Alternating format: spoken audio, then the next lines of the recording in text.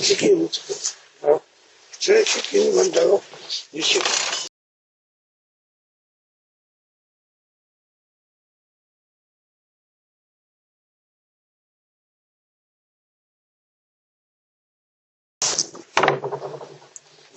치킨, 예, 치킨, 제 치킨 먼저, 이식.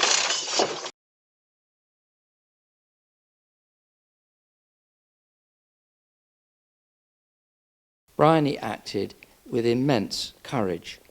I hope that that will be how her family will remember her last moments. She was determined to protect her children if she possibly could. That completely dominated her thoughts. She begged Mr. Ali to stop, but he ignored her. Mr. Ali pushed Antonia away from him so that he could light the petrol. Fortunately for her, she actually ended up outside the house. I'm sure that she would have been Mr. Ali's next victim, but for the fact that he was caught in the fire which he started. He claimed that he had deliberately set fire to himself. I am sure that he had not intended any such thing to happen. He intended to torch the property and anyone in it, and he then intended to kill Antonia, who was now outside, covered in petrol. He knew that the children lived with their mother.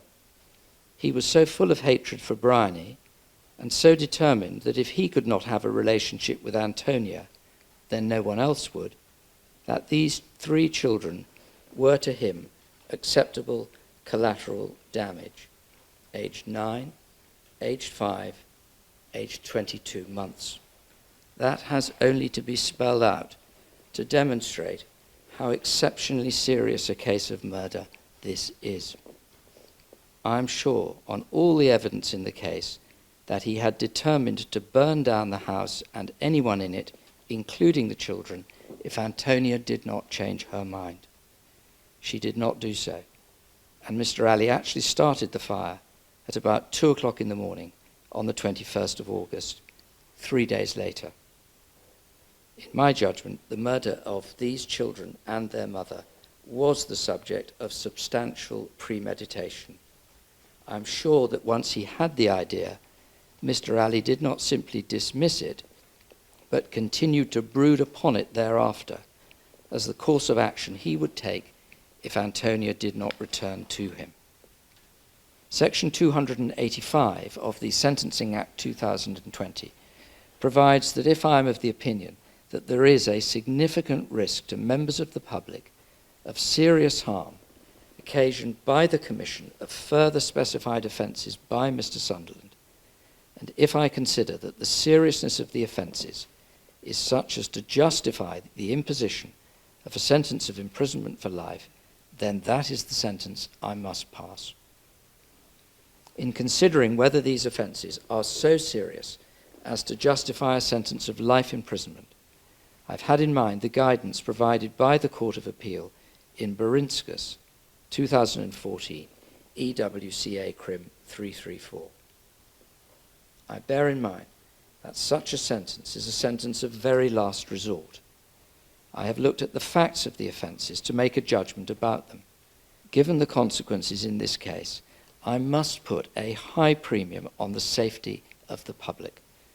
I am satisfied that a life sentence is the most appropriate way to achieve that in the circumstances here. I have to specify the minimum term that Mr. Sunderland must serve before he could be considered for release on parole. He could only be released when it is determined by the parole board that it is safe to do so. The minimum term has to be set by taking 2/3 of what would have been the determinate sentence in his case if I'd been going to pass one, less the number of days spent in custody on remand. Sharaz Ali, for the murder of Bryonie Gawith, the murder of Denisty Birtle, the murder of Oscar Birtle, and the murder of Aubree Birtle, the sentence for each offence is one of imprisonment for life with a whole life order.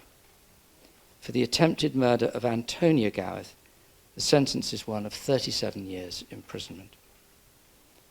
Callum Sunderland, for the manslaughter of Bryonie Gawith, Denisty Birtle, Oscar Birtle, and Aubree Birtle, the sentence is one of imprisonment for life.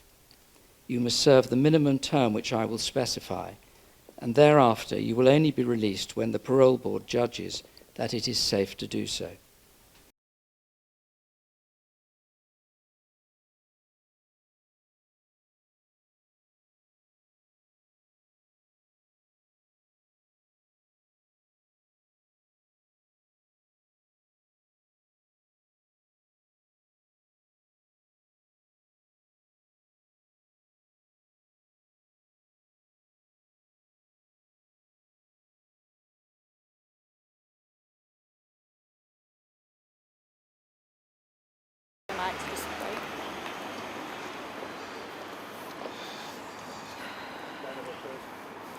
We, the family of Bryonie Gawith, Denisty, Oscar and Aubree Birtle, want to express our deepest thanks to the police, the prosecution, the barristers and every single person who has helped us get justice for our loved ones. But even with justice, nothing will ever make this right. Nothing will ever fill the silence where their laughter should be. Nothing will ever bring back our family.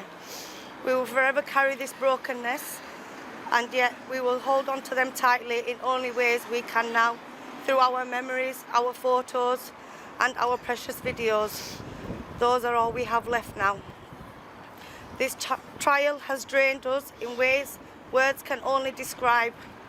It has been a long, agonising, heart-shattering journey.